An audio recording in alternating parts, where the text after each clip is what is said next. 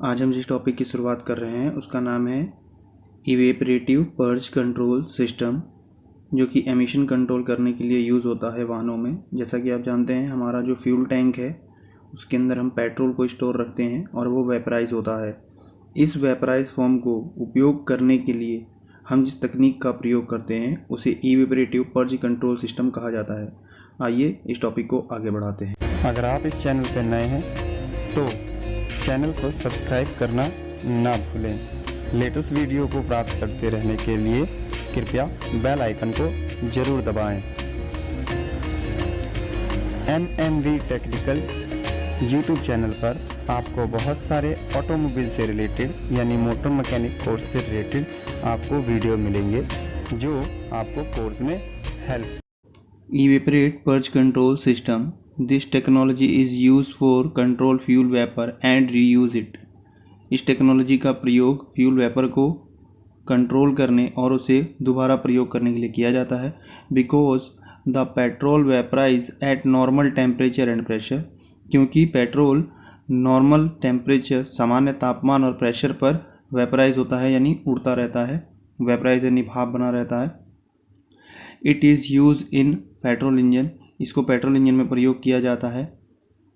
Not in diesel engine, diesel engine में प्रयोग नहीं किया जाता। Because diesel fuel not vaporise eight normal temperature and pressure, क्योंकि डीजल फ्यूल सामान्य तापमान और प्रेशर पर वेपराइज ना के बराबर होता है, जिसे हम कहेंगे नहीं के बराबर। आइए इसके टाइप्स के बारे में पढ़ते हैं। This is two types, positive and negative. Negative type, this technology is not use currently period, इस समय अवधि में इसका प्रयोग नहीं हो रहा है, करंट सिनेरियो में इसका यूज़ नहीं कर रहे हैं। Because the fuel vapour is not reuse, क्योंकि नेगेटिव तकनीक में इसको रीयूज नहीं किया जा रहा था।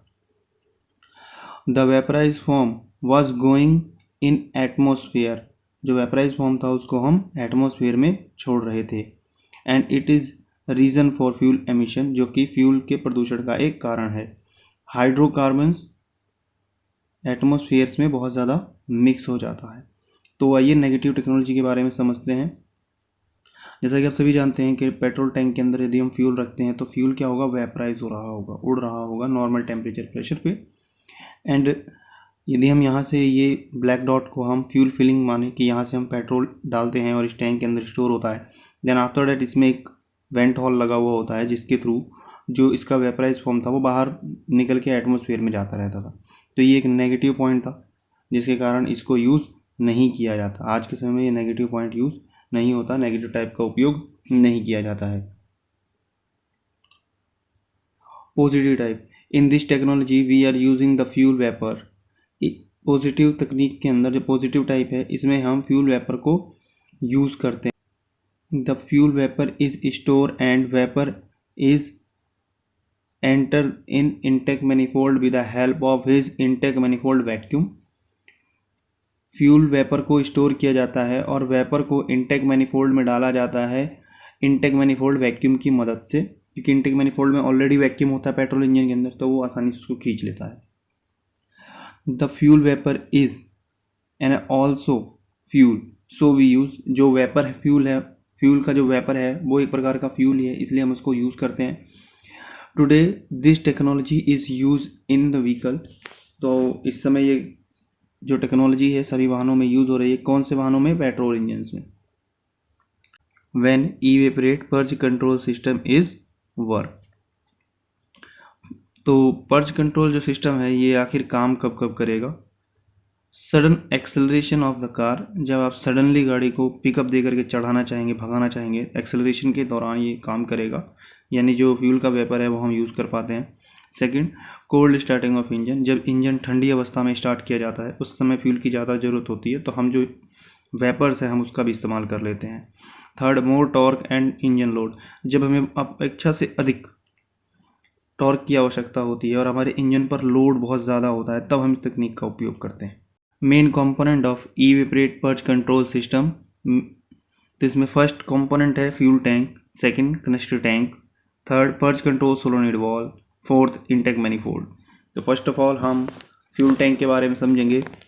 Fuel tank is use for store the fuel in the vehicle.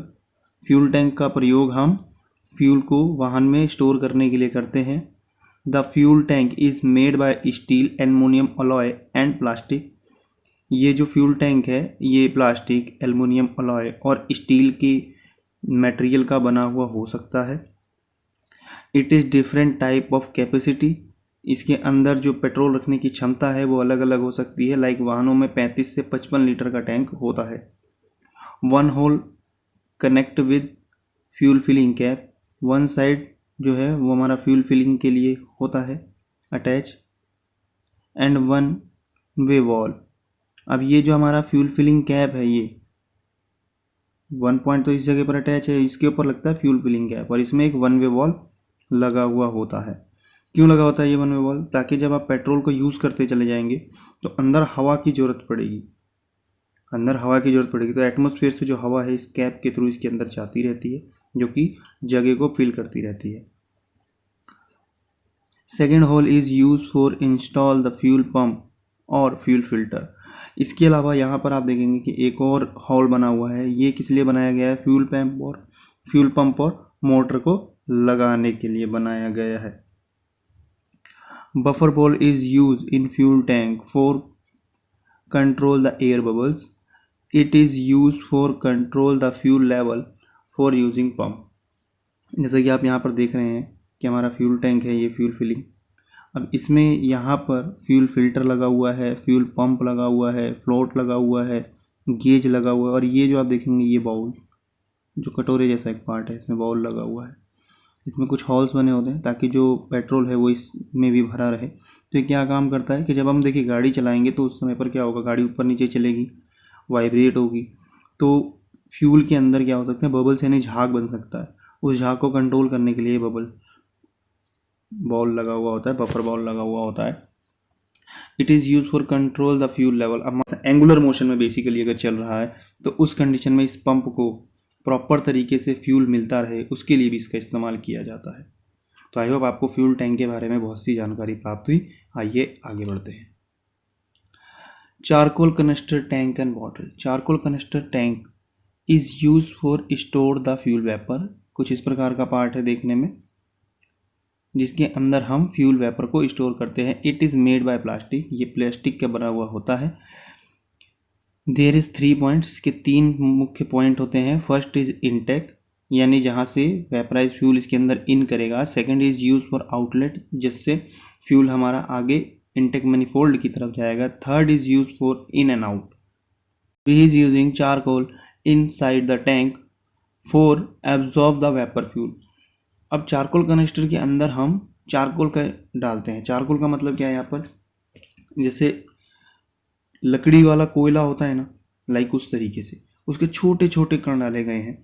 वो क्या करते हैं कि वो फ्यूल वेपर को अपने अंदर स्टोर करके रख सकते हैं और जब ज़रूरत होगी तो रिलीज़ कर सकते हैं। तो आइए उसके बारे में थोड़ा सा डिटेल से समझते हैं कि चारकोल कनेस्टर कैसे काम करेगा। तो यहाँ पर आप देखेंगे कि इस वाले हिस्से से फ्यूल जो है यानी वेपराइज फॉर्म इस चारकोल कनेस्टर के अंदर इकट्ठा हो जाएगा और ये this is outlet point. Outlet point से क्या होगा, वापस इनटेक मैनिफोल्ड की तरफ जाएगा। लेकिन जब इसके अंदर फ्यूल वेपर इकट्ठा होगा तो ये जो नीचे वाला हिस्सा देख रहे हैं इसमें एटमॉस्फेरिक एयर जब इकट्ठा होगा तो एटमॉस्फेरिक एयर बाहर निकल जाएगी और जब यूज़ हो जाएगा तो वापस एयर अंदर की तरफ चली जाएगी। यानी ये सेपरेट पार्ट एक चैम्बर के जैसा बना हुआ है।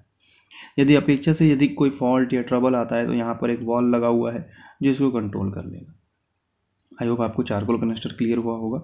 इसमें एक क्वेश्चन सबसे ज़्यादा पूछा जाता है कि चारकोल कनेस्टर में ये चाय पत्ती के दाने जैसा ही क्यों डाला गया है? बिकॉज कॉन्टेक्ट सरफेस एरिया बहुत ज़्यादा हमें प्रोवाइड हो जाता है और फ्यूल वेपर ज़्यादा से ज़्यादा स्टोर किए जा सकते हैं। The purge control solenoid valve. अब पर्ज कंट्रोल सोलोनॉइड वॉल्व के बारे में समझते हैं। The purge control solenoid valve जो कि देखने में कुछ इस प्रकार का है is install between the canister tank and intake manifold. Intake manifold और कनेस्टर टैंक के बीच में इसको लगाया गया होता है। This valve is normally close type. ये जो वाल्व है ये नॉर्मली क्लोज रहता है यानी जब तक इसको करंट नहीं देंगे तब तक ये वाल्व जो है यानी रास्ता जो है वो नहीं खुलेगा। करंट देने के बाद ही रास्ता खुलता है, अदरवाइज नॉर्मल पर क्लोज रहेगा। ECM is control this valve to help electricity 12 volt. ECM द्वारा जो हमारी गाड़ी में इंजन कंट्रोल मॉड्यूल लगा होता है उसके द्वारा इसको कंट्रोल किया जाएगा with the help of 12 volt. Ignition switch on, the power supply is on. जैसे हम इग्निशन स्विच ऑन करते हैं ECM इसको पावर सप्लाई देना स्टार्ट कर देता है। The valve solenoid wait for ground only. अब ये जो सोलोनाइड है ये ग्राउंड का वेट कर रहा है, और ये ग्राउंड कौन देगा? ECM ही देगा। It's is work done by ECM। ECM इसको ग्राउंड करेगा तो ये सोलोनाइड हमारा काम करेगा। It is open wise percentage control like 20, 50, 80 and some only open and close. कुछ वाहनों में इसका प्रयोग परसेंटेज वाइज खोलने बंद करने के लिए किया जाता है, अर्थात वाल को 20% खोलना है, 50% खोलना है या 80% खोलना है। जबकि कुछ वाहनों में हमें ये 0 और 100 यानी या तो फुल्ली ओपन होगा या फिर फुल्ली क्लोज कंडीशन में इसका उपयोग होता है। तो दो कंडीशन है इसके ओपन होने की। Intake manifold, intake manifold is install between throttle body assembly two cylinder head. Throttle body assembly आपकी यहाँ पर लगी रहती है और सिलेंडर हेड इसके आगे का पार्ट होता है। तो इसके बीच में ये जो पार्ट लगा हुआ है इसको हम क्या बोलते हैं? Intake manifold. It has made by aluminium alloy and plastic. ये जो है एल्युमिनियम धातु या फिर प्लास्टिक धातु का बना हुआ हमें देखने को मिलेगा। It is change one way path to multi way path. अब ये क्या काम करेगा? एक रास्ते को कई रास्तों में बदल देगा। जैसे यहाँ से केवल हवा आएगी वो 4 रास्तों से निकलेगी, यानी एक रास्ते को 4 रास्तों में जो कन्वर्ट कर रहा है उसे क्या बोलेंगे? Intake manifold. In the intake manifold is vacuum in petrol engine. Petrol engine के अंदर जो इनटेक मैनिफोल्ड होता है उसमें वैक्यूम होता है। And pressure in diesel engine, pressure होता है इनटेक मैनिफोल्ड में डीजल इंजन के अंदर, क्योंकि डीजल इंजन में हमारा टर्बो चार्जर लगा हुआ होता है, दैट्स द रीजन। आइए आगे बढ़ते हैं। Working of evaporative perch control system. तो फ्यूल टैंक से हम स्टार्ट करते हैं। फ्यूल टैंक के अंदर हमने फ्यूल यानी पेट्रोल को स्टोर करके रखा हुआ है। उसका वेपराइज फॉर्म पाइपलाइन के थ्रू होता हुआ कनस्टर बॉटल में जाएगा, और इसमें जो चारकोल डला हुआ है वो उस वेपराइज फॉर्म को स्टोर कर लेगा, और उस वेपराइज फॉर्म को आउटलेट के माध्यम से हम सोलोनाइड के थ्रू जोड़ देंगे। और सोलोनाइड के अंदर एक वाल लगा हुआ है जो इलेक्ट्रिकली कंट्रोल्ड है, उसके थ्रू जो दूसरा पाइप है वो हमारा इनटेक मैनिफोल्ड में चला जाता है। जब तक हम सोलोनाइड को नहीं ओपन करेंगे तब तक जो इनटेक मैनिफोल्ड है उसमें वेपराइज नहीं जाएगा। क्यों? क्योंकि इनटेक मैनिफोल्ड में, क्योंकि पेट्रोल इंजन है, पेट्रोल इंजन में इनटेक मैनिफोल्ड में ऑलरेडी वैक्यूम होता है, यानी वो खींचने की कोशिश निरंतर कर रहा होगा, किंतु वाल्व क्या है? बंद है।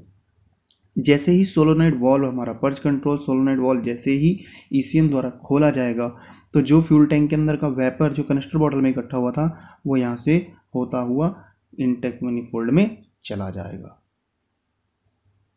आइए आगे बढ़ते हैं। Inspection of part. Fuel tank के इंस्पेक्शन की सबसे पहले हम बात कर लेते हैं फिजिकली चेक एंड डैमेज। सबसे पहले हम फिजिकली चेक कर लें कि फ्यूल टैंक किसी प्रकार से कोई डैमेज तो नहीं हुआ है। सेकंड, लीकेज की हम जांच कर लें, कहीं से कोई लीकेज या सीपेज तो नहीं आ रहा है। थर्ड, होज पाइप चेक, जितने भी प्लास्टिक के होज पाइप लगे हुए हैं उनकी हम जांच करें, कहीं उसमें कोई क्रैकनेस तो नहीं है। Check the pressure of fuel 3 to 4 bar. यदि हमारा फ्यूल टैंक इंटरनली बिल्कुल ठीक है तो उस केस में हम क्या करेंगे कि फ्यूल पंप का प्रेशर चेक कर लेंगे, फ्यूल पंप द्वारा कितना प्रेशर आगे भेजा जा रहा है। यदि वे 3 से 4 बार है तो इसका मतलब है कि फ्यूल टैंक जो है वो सही कंडीशन में कार्य कर रहा है। यदि ये प्रेशर कम हो जाता है तो इसका मतलब ये है कि इंटरनली जाने वाली हवा है जो मैंने आपको बताया था फ्यूल फिलिंग कैप में जो वन वे वॉल्व लगा हुआ होता है वो वाल्व यदि ख़राब हो जाए तो ये प्रेशर ड्रॉप हो जाएगा धीरे धीरे। इसके अतिरिक्त यदि किसी रीज़न से आपका पाइपलाइन यदि कोई डैमेज हो गई है, पाइप बैंड हो गया है तो ऐसा हो सकता है, या फिर फ्यूल पंप के अंदर कोई प्रॉब्लम आ गई है तो ऐसा हो सकता है, इंटरनली कोई डैमेज हो गया हो तो कुछ ऐसा हो सकता है। अदरवाइज फ्यूल टैंक हमारा इसका मतलब सही कार्य कर रहा है। आइए आगे बढ़ते हैं। Canister tank bottle physically damage and check. Physically हम चेक कर लेंगे किसी प्रकार से कोई डैमेज तो नहीं है, कुछ और प्रॉब्लम तो नहीं, क्योंकि कई बार ये वाइब्रेशंस की वजह से ख़राब हो जाता है। जैसे किसी भी पर्टिकुलर पार्ट में इसको लगाया गया होता है, फिक्स किया गया होता है, लेकिन कई बार क्या होता है वाइब्रेशन की होने की वजह से, रगड़ या फ्रिक्शन की वजह से किसी पर्टिकुलर साइड से कट जाता है जिसके कारण ये डैमेज हो सकता है, तो इसकी जांच जरूर करें। Check the intake valve of canister tank. अब इसमें इनटेक वाल्व चेक करने की कौन सी बात हो रही है, जब हमने बताया कि इसमें वेपराइज इकट्ठा हुआ और उस वेपराइज को हमने बाहर निकाला, तो जब वेपराइज इकट्ठा हुआ तो इंटरनली छोटा सा डायफ्राम लगा हुआ है जो कि फैलना और सुगड़ने का काम करता है। तो वो सही प्रकार से कार्य कर रहा है नहीं कर रहा, उसके लिए यहाँ पर एक वाल लगा होता है, उसको चेक करें कि सही से काम कर रहा है नहीं कर रहा। एंड इस कनेस्टर बॉटल के अंदर हमें सिर्फ वेपराइज फॉर्म इकट्ठा करना है, नॉट एन लिक्विड फॉर्म। तो इसका एक छोटा सा फिल्टर एलिमेंट आपको या तो इस पे लगा हुआ मिलेगा या फिर टैंक के अंदर ही लगा हुआ मिल सकता है, जो कि क्या करता है कि जो लिक्विड फॉर्म होगा वो वहीं पर टैंक के अंदर ही गिरा देता है, केवल वेपराइज फॉर्म को ही जाने के लिए आगे अलाउ करेगा। तो वो भी आपको देखने को मिल सकता है। अब इसकी जांच करने की बात कर लेते हैं। Vacuum use 1/4 of atmospheric pressure. हमें वैक्यूम का इस्तेमाल करना है 1/4 अकॉर्डिंग टू एटमॉस्फेरिक प्रेशर, यानी लगभग 0.3 and 2 बार इतना प्रेशर हमें वैक्यूम का इस्तेमाल करना है, वैक्यूम प्रेशर। और दोनों आउटलेट्स पॉइंट, इन और आउट पॉइंट्स को हम क्या करेंगे, बंद कर देंगे और फिर हम चेक करेंगे। अगर ये प्रेशर होल्ड रहता है इसके अंदर तो इसका मतलब है आपका चारकोल कनेस्टर टैंक बिल्कुल ठीक है। यदि प्रेशर होल्ड नहीं होता, रिलीज हो जाता है, तो इसका मतलब है कहीं ना कहीं से कोई ना कोई लीकेज है। चलिए आगे बढ़ते हैं। Inspection of part purge control solenoid. Check the valve operation at apply the outlet side -0.5 bar, यानी लगभग वैक्यूम की ही बात कर रहा है ये, यानी लगभग 0.5 माइनस में वैक्यूम, यानी 0.5 वैक्यूम में हमें इसको चेक करना है। ठीक है, तब हम इसको चेक करेंगे कि ये कहीं लीक तो नहीं हो रहा, अपने आप ही तो लीक नहीं हो रहा है, इस चीज़ की हम जांच करेंगे। क्योंकि इंटेक मैनिफोल्ड में तो ऑलरेडी वैक्यूम होता है, तो वहाँ पर क्या होगा, वो तो खींचने की कोशिश कर रहा है, लेकिन अगर ये खराब हो गया तो वो वेपराइज फॉर्म अपने आप ही जाने लग जाएगी। तो ऐसा नहीं होना चाहिए, इसलिए इसकी जाँच करें। फिजिकली डैमेज चेक, इसको फिजिकली चेक करें कि कहीं से कोई बर्न, जल तो नहीं गया है, क्रैक तो नहीं हो गया है। साथ ही साथ जब इसको ऑपरेट करेंगे तो इसमें से क्लिक जैसा साउंड भी आ रहा होगा, तो आप उसको भी चेक कर सकते हैं इजीली कि वो क्लिक साउंड आ रहा है या नहीं आ रहा है। Inspection of electrical circuit. Electrical circuit हम कैसे चेक करेंगे, आइए उसकी बात कर लेते हैं। 12 volt check, 12 volt supply at ignition time. जैसे ही आप इग्निशन ऑन करेंगे तो आपको यहाँ से ECM द्वारा जो है 12 वोल्ट का supply purge control solenoid valve पर चला जाएगा। Check ground at ignition on. Ignition on करके रखेंगे और आप ग्राउंड चेक करेंगे कि ये अपने आप ग्राउंड हो रहा है या नहीं हो रहा। जब आप सडन एक्सेलरेशन देंगे तो आप देखेंगे कि ग्राउंड ECM इसको कर भी रहा है या नहीं कर रहा है।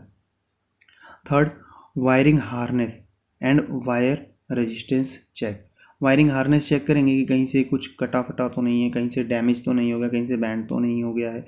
साथ ही हम क्या करेंगे, ये ECM से लेकर के पर्ज कंट्रोल सोलोनॉइड वाल्व तक जो हमारी हार्नेस लगी हुई है उसका रेजिस्टेंस चेक करेंगे। ठीक है, सोलोनॉइड वाल्व रेजिस्टेंस चेक। अब ये जो है इसकी वायरिंग कनेक्टर को हम दोनों को हटा देंगे और उसके बाद हम क्या चेक करेंगे कि इसका जो रेजिस्टेंस है 30 से 45 ओम्स आना चाहिए। यदि इतना रेजिस्टेंस आ रहा है तो इसका मतलब है आपका पर्ज कंट्रोल सोलोनॉइड वाल्व ठीक है। तो इस प्रकार से आप जो है overall evaporative purge control system को चेक कर सकते हैं।